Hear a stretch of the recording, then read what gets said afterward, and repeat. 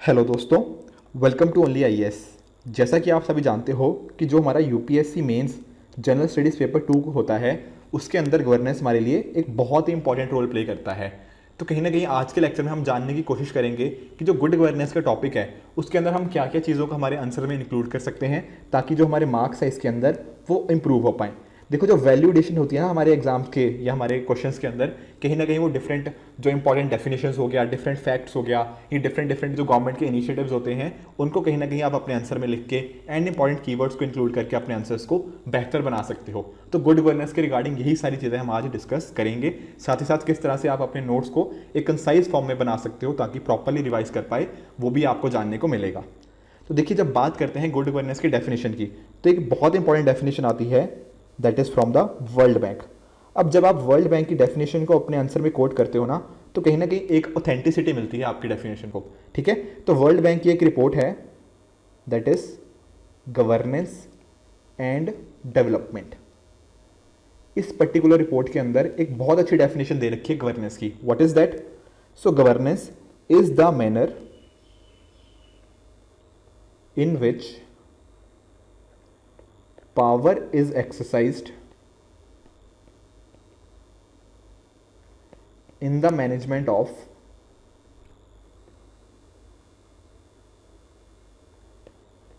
a country's economic and social resources for development। Right, ये particular definition हमें provide करी गई है वर्ल्ड बैंक के द्वारा। तो आप गवर्नेंस रिलेटेड एस्पेक्ट्स के अंदर इस पर्टिकुलर डेफिनेशन को यूज कर सकते हो। उसके साथ ही साथ देखो, एक पर्टिकुलर चीज इसके रिगार्डिंग और है जिसके ना थोड़ा सा आपको दो वर्ड्स के अंदर ही गुड गवर्नेंस का मतलब पता लग जाएगा। तो गुड गवर्नेंस को ना आप एक मैथमेटिकल इक्वेशन की फॉर्म में भी लिख सकते हो कि what is good governance? It is equal to the sum of efficiency and inclusivity. Right, तो कहीं ना कहीं ये दो चीज़ें जहाँ पे एफिशिएंसी आ जाती है साथ ही साथ इंक्लूसिविटी आ जाती है, वो गुड गवर्नेंस को हमारे मतलब उसके अंदर रिजल्ट करती है। साथ ही साथ गुड गवर्नेंस इंश्योर करती है कि जो करप्शन है वो मिनिमाइज हो जाए। देखो, करप्शन भी हमारा ना एक कीवर्ड है, तो इन कीवर्ड्स को आपको अपने आंसर में यूज़ करना है। साथ ही साथ जो माइनॉरिटीज़ के व्यूज़ हैं उनको बहुत अच्छे से सुना जाता है, ठीक है ना, या फिर जो हमारे वल्नरेबल पीपल हैं, ठीक है, उन सभी की जो वॉइसेस हैं उनको हियर किया जाता है एंड इनका जो डिसीजन मेकिंग में इन्वॉल्वमेंट है ना वो भी अच्छा होता है। राइट, तो ये सारे के सारे डिफरेंट कीवर्ड्स हैं जो हमारी डेफिनेशन में आ सकते हैं, या as well as same time आप गुड गवर्नेंस के आंसर लिखते टाइम इन सभी कीवर्ड्स को अपने आंसर में यूज कर सकते हो। देखो, बात करें कि क्या क्या कंपोनेंट्स हो सकते हैं, तो इसके ना 8 कंपोनेंट्स हो सकते हैं। ठीक है, आप इस तरह से एक डायग्राम भी रिप्रेजेंट करके शो कर सकते हो कि कैसे आप इसके डिफरेंट कंपोनेंट्स को बनाओगे। ठीक है, और जब आप डायग्राम्स, फ्लो चार्ट्स, कीवर्ड्स कुछ ऐसे बनाते हो ना तो कहीं ना कहीं जो एग्जामिनर का माइंडसेट है वो थोड़ा सा चेंज होता है। जो मोनोटोनस एक आंसर होता है उसमें थोड़ा सा उसको डाइवर्सिटी देखने को मिलती है। तो क्या कंपोनेंट्स है गुड गवर्नेंस के? देखो, यहाँ पे पहली चीज आ जाती है रिगार्डिंग अकाउंटेबिलिटी। ठीक है जी, अकाउंटेबल का मीनिंग जानते हो। साथ ही साथ आपके काम में होनी चाहिए transparency. Right, at the same time you must be responsive to the needs of the people. उसके साथ ही जो आपकी डिसीजन मेकिंग होगी वो पार्टिसिपेटरी होनी चाहिए। ठीक है, जो भी आप डिसीजंस लेने हो वो कंसेंसस से हो, तो कंसेंसस ओरिएंटेड एक नेक्स्ट कंपोनेंट है of good governance. Eight the same time rule of law को प्रॉपरली अगर आप अवॉइड करना चाहें, ठीक है जी। उसके साथ ही एफिशिएंसी एंड इफेक्टिवनेस, दोनों की दोनों चीजें, यानी कि जो काम कर रहे हो वो भी अच्छे से कर रहे हो एज वेल आप सही काम भी कर रहे हो। ठीक है, और at the same time the decisions you are making should be equitable and inclusive. तो ये 8 कंपोनेंट हैं। आपने सिंपली ये डायग्राम ड्रॉ कर दिया, आपने गुड गवर्नेंस के सारे एस्पेक्ट्स को कहीं ना कहीं टच अपॉन कर दिया। ये बोलते हैं किस तरह से हमने एक प्रॉपर स्ट्रक्चर वे में जब तैयारी करते हैं तो डेफिनेटली जब हम आंसर राइटिंग करेंगे या जब हमारे से एग्जाम में इसके रिलेटिंग क्वेश्चन पूछा जाएगा तो काफ़ी ईजिली हम उन चीज़ों को एग्जाम में अपने डेफिनेटली अच्छे से लिख के बेहतर मार्क्स के साथ अपना परफॉर्म कर पाएंगे। देखो, जब ना इवन अगर आप जैसे प्रीलिम्स की भी तैयारी कर रहे हो या मेंस की कर रहे हो या इंटरव्यू की, जिस भी चीज़ की, कहीं ना कहीं ये चीज़ स्ट्रक्चर फॉलो करना, एक प्रॉपर शेड्यूल के साथ एक प्रॉपर तरीके से तैयारी करना बहुत इंपॉर्टेंट हो जाता है। इवन जो नए नए बिगनर्स हैं ना, जैसे हो सकता है आपने अभी जस्ट अभी प्रेपरेशन को स्टार्ट किया हो, तो मैं आप सभी को भी यही एडवाइस करूंगा ना कि जब भी आप अपनी तैयारी करो तो एक बहुत अच्छे से स्ट्रक्चर मैनर में तैयारी करो। और यही पर्टिकुलर चीज़ ना हम जो हमारे ओनली आईएएस की टीम है वो इन सारी चीज़ों को इंश्योर करती है कि कहीं ना कहीं ये सारी चीज़ें आपके तैयारी में हो, ताकि जब आप अच्छे से पढ़ना स्टार्ट करो ना तो आप इन चीज़ों को मिस ना करो। देखो बात करूं अगर ना हमारे एक इंपॉर्टेंट कंपोनेंट दैट इज जो हमारा प्रारंभ बैच है, ठीक है, तो इस प्रारंभ बैच के अंदर ना यही सारी चीज़ों को कवर किया जाता है, यानी कि सारा का सारा आपका जितना भी सिलेबस है from pre mains interview perspective, वो सारी चीज़ें एक सिंगल बैच के थ्रू कवर हो जाती हैं। तो आपको कहीं भी डरने की जरूरत नहीं है कि मेरी कोई चीज़ मिस तो नहीं हो रही, सारी की सारी चीज़ें यहाँ पे कवर हो जाती हैं, ठीक है। इवन हम ऑफलाइन बैचेस भी यहाँ पे अवेलेबल हैं, तो कहीं ना कहीं आप डेफिनेटली यहाँ पे आके इन चीज़ों को नोट कर सकते हो, साथ ही साथ 1-to-1 इंटरेक्शन में भी पार्टिसिपेट कर सकते हो। तो ये सारी चीज़ें यहाँ पे कवर्ड हैं।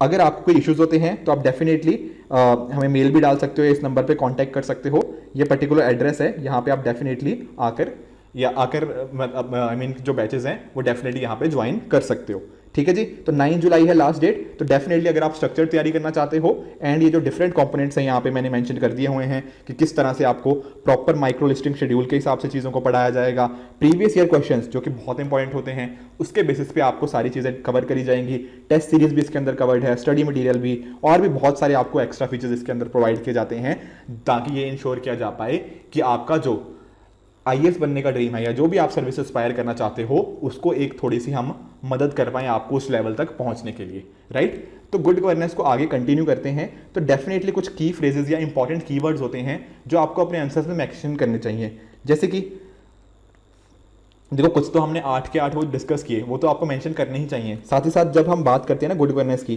तो एक बॉटम अप अप्रोच फॉलो होती है कि जो जैसे बॉटम अप अप्रोच का मीनिंग हो गया कि ऐसा नहीं है कि ऊपर से डिसीजन कोई ले रहा है और नीचे तरफ इंप्लीमेंट किए जा रहे हैं, नहीं, नीचे से पूरा ना एक तरह से लोगों की तरफ से लोग बता रहे हैं कि क्या चीज़ करनी चाहिए एंड उसके बेसिस पे ऊपर की तरफ ये चीज़ जा रही है, तो ये बॉटम अप अप्रोच, ठीक है ना, फ्लो इस तरह से नीचे से ऊपर की तरफ, तो काफ़ी इससे एफिशिएंसी बढ़ती है, डेमोक्रेटाइजेशन होता है, जो भी आप डिसीजन ले रहे हो तो democratisation of the decision is also an important component of good governance.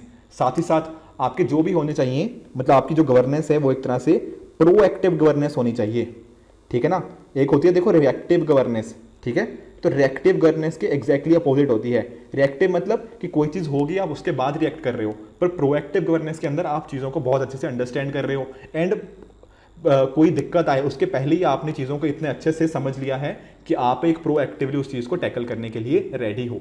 साथ ही साथ हमारे जो प्राइम मिनिस्टर जी भी बोलते हैं कि हमारा क्या होना चाहिए, मिनिमम गवर्नमेंट और मैक्सिमम गवर्नेंस, ठीक है। ये भी कहीं ना कहीं जो कंपोनेंट है ना, ये गुड गवर्नेंस का ही एस्पेक्ट है, right. As well as same time कुछ और जैसे रिस्पॉन्सिवनेस हमने डिस्कस किया, इक्विटी किया, इंक्लूसिवनेस किया, हम किस तरह से गवर्नेंस को गुड गवर्नेंस की तरफ अप्रोच कर सकते हैं, ये सारे के सारे कहीं ना कहीं हमारे कीवर्ड्स हैं जो डेफिनेटली हमारे आंसर्स को बहुत अच्छा बना सकते हैं। उसके अलावा गवर्नमेंट ने बहुत सारे इनिशिएटिव्स भी स्टार्ट किए हुए हैं, मैं कुछ आपको ना लिस्ट बना देता हूँ, तो कहीं ना कहीं आप अपने आंसर्स में ना इनमें से जो इंपॉर्टेंट आपको लगे या जो आपको as a demand of the question suit करे, आप उनको अपने आंसर्स में यूज़ कर सकते हो। जैसे कि आपने सुना है आरटीआई के बारे में, राइट टू इन्फॉर्मेशन एक्ट, ठीक है, 2005 का एक्ट है। इस पर्टिकुलर एक्ट के अंदर देखो आपको इन्फॉर्मेशन मिलती है, ठीक है ना, डिफरेंट डिफरेंट चीज़ों के कॉरस्पॉन्डिंग। उससे क्या होता है, उससे ओपननेस प्रमोट होती है, ठीक है, एंड ओपननेस से ट्रांसपेरेंसी हो गया, अकाउंटेबिलिटी हो गया, ये सारे के सारे वर्ड्स पढ़े हैं ना, ये सारे के सारे गुड गवर्नेंस की तो एस्पेक्ट हैं, तो आरटीआई इन चीज़ों को इंश्योर करता है। उसके साथ ही देखो हम पढ़ते हैं ई गवर्नेंस के बारे में भी, ठीक है, तो डिफरेंट गवर्नमेंट के जो ई गवर्नेंस के इनिशिएटिव्स हैं वो भी हमें कहीं ना कहीं हमारी गुड गवर्नेंस को प्रमोट करते हैं। जैसे कि आपने प्रगति इनिशिएटिव सुना होगा, proactive governance and timely implementation, prime minister साहब ने काफ़ी अच्छा इनिशिएटिव स्टार्ट किया हुआ है। साथ ही साथ हमारा डिजिटल इंडिया प्रोग्राम, राइट। उसके अलावा MCA 21 हो गया, ठीक है, और भी डिफरेंट जैसे हमारे पासपोर्ट सेवा केंद्र है, ठीक है, या फिर ऑनलाइन हम जो income tax return ITR fill करते हैं, ये सारे क्या हैं, ये डिफरेंट हमारे ई गवर्नेंस के इनिशिएटिव्स तो हैं। उसके अलावा ईज ऑफ डूइंग बिजनेस को इंप्रूव करने की बात करी जा रही है, ठीक है, तो कैसे इंप्रूव होगा, जैसे कि आप देख लो कि हमने टैक्सेस को हमने स्ट्रीमलाइन कर दिया है थ्रू GST, ठीक है, इंसॉल्वेंसी एंड बैंक्रप्सी कोड लेके आए हुए हैं, इससे थ्रू बेटर चीज़ें हो सकती हैं, right. As well as same time आप डिफरेंट और सेक्टर में भी जा सकते हो, जैसे आप देखो पुलिस रिफॉर्म्स, ठीक है। पुलिस रिफॉर्म्स के अंदर जैसे एक हमारे पास है crime and criminal tracking network system, तो किस तरह से इनको ट्रैकिंग में ये एफिशिएंट करता है, ये भी एक तो गुड गवर्नेंस का एग्जांपल है। या फिर हमारी जो स्मार्ट पुलिसिंग है, राइट, कम्युनिटी पुलिसिंग, ये सारी की सारी चीज़ें ना हमने सुनी जरूर होती हैं जब हम न्यूज़पेपर पढ़ते हैं, पर किस तरह से एक सिंपल जगह के अंदर एक जगह इकट्ठे करके ताकि हमारा जो आंसर है वो बाकियों से बहुत अच्छा बन पाए, ये चीज़ डिटरमिन करती है कि हमारे मार्क्स एवरेज आते हैं या काफ़ी अच्छे हम लेके आते हैं, राइट। इसके अलावा देखो बहुत सारे और इनिशिएटिव्स भी हैं, जैसे आप जानते हो कि नीति आयोग के डिफरेंट डिफरेंट प्रोग्राम्स चलते हैं, कहीं ना कहीं वो भी गुड गवर्नेंस के एस्पेक्ट को ही प्रमोट करते हैं। जैसे आप देख लो एस्पिरेशनल डिस्ट्रिक्ट प्रोग्राम, ये पर्टिकुलर एग्जाम्पल भी आप अपने आंसर में लिख सकते हो। इवन हमारी गवर्नमेंट के द्वारा एक गुड गवर्नेंस डे या फिर गुड गवर्नेंस इंडेक्स कह लो, ठीक है, गुड गवर्नेंस इंडेक्स लेके आया जाता है। आप जानते हो गुजरात हमारा टॉप पे है, ठीक है ना, और साथ ही साथ हर साल 25 दिसंबर को गुड गवर्नेंस डे के रूप में मनाया जाता है, ठीक है। तो डिफरेंट डिफरेंट आप इस तरह के एग्जांपल्स लेके आ सकते हो। या फिर जो लीगल रिफॉर्म्स है, हमने पुलिस रिफॉर्म तो डिस्कस किया, उसी तरह से कुछ लीगल रिफॉर्म्स भी आ रहे हैं, राइट, जो हमारे पुराने एब्सोल्यूट जो इस तरह के लॉज थे जो अब वर्क नहीं कर रहे, मतलब बेसिकली जो एक तरह से कॉलोनियल भी हो चुके हैं, उन चीज़ों को हटाना, ये लीगल रिफॉर्म्स हैं, ये सारे भी हमारे गुड गवर्नेंस के ही एग्जांपल्स हैं। तो डिफरेंट डिफरेंट इनिशिएटिव्स मैंने आपको नोट डाउन करवा दिए हैं, आप डेफिनेटली इन सभी का अपने आंसर में यूज़ कर सकते हो। इसके अलावा देखो कुछ डेटा या कुछ फैक्ट्स भी आप अपने आंसर में लिख सकते हो, जैसे मैं आपको अभी ना गुड गवर्नेंस इंडेक्स का ही बता रहा था, तो इसके कॉरस्पॉन्डिंग भी आप बता सकते हो कि गुड गवर्नेंस इंडेक्स का क्या यूजेज है, राइट, और किस तरह से जो गुजरात की बेस्ट प्रैक्टिसेस हैं उसने उसको टॉप पे बनाया हुआ है। और ये जो गुजरात की बेस्ट प्रैक्टिसेस है ना, इनको हम बाकी स्टेट्स के अंदर इंप्लीमेंट करके इस चीज़ को यूज़ कर सकते हैं। या फिर हमने डिस्कशन किया राइट टू इन्फॉर्मेशन का, तो आप यहाँ पे डेटा दे सकते हो, जैसे कि अप्रॉक्सीमेटली 4800 RTI एप्लीकेंट्स हर दिन फाइल हो रही हैं, ठीक है ना, 4800 कह लो या 5000 के आसपास, आप नियरली ऐसा भी कह सकते हो कि लगभग 5000 एप्लीकेशंस आरटीआई की हर दिन फाइल होती हैं। उसके साथ ही देखो ये एक्ट आया था 2005 में, 2005 से लेके अभी तक नियरली 1.75 करोड़ एप्लीकेशंस आ चुकी हैं, यानी कि लगभग 2.25 करोड़ एप्लीकेशंस 2005 से लेकर 2022 तक आ चुकी हैं। कहीं ना कहीं ये दिखाता है कि गुड गवर्नेंस को, ट्रांसपेरेंसी को, अकाउंटेबिलिटी को, इन चीज़ों को इंप्रूव करने के लिए कितने अच्छे कदम लिए गए हैं, ठीक है ना। As well as same time आप कुछ कॉन्स्टिट्यूशनल प्रोविजंस को भी मेंशन कर सकते हो। जैसे आप एक चीज़ नोटिस करो, हमारे कॉन्स्टिट्यूशन के अंदर डिफरेंट प्रोविजंस हैं, चाहे वो सॉवरेनिटी हो गया, सोशलिज्म हो गया, सेकुलर डेमोक्रेटिक रिपब्लिक, कहीं ना कहीं ये सारे क्या कर रहे हैं, ये हमारी डेमोक्रेसी को प्रमोट करने की तो बात कर रहे हैं। और कहीं ना कहीं कॉन्स्टिट्यूशन में ना इन सभी चीज़ों का जिक्र है, जैसे कि रूल ऑफ लॉ हो गया, ठीक है जी, वेलफेयर ऑफ पीपल हो गया, आप जानते हो DPSP में ये चीज़ मैंशनड है, ठीक है ना। तो ये सारी की सारी चीज़ें या प्रेम्बल के डिफरेंट डिफरेंट जो ऑब्जेक्टिव्स हो गए, कहीं ना कहीं ये कहाँ हेल्प कर रहे हैं, ये सारे हमारे जो हमारा गुड गवर्नेंस है उसको एस्पेक्ट को इंप्रूव करने की बात कर रहे हैं।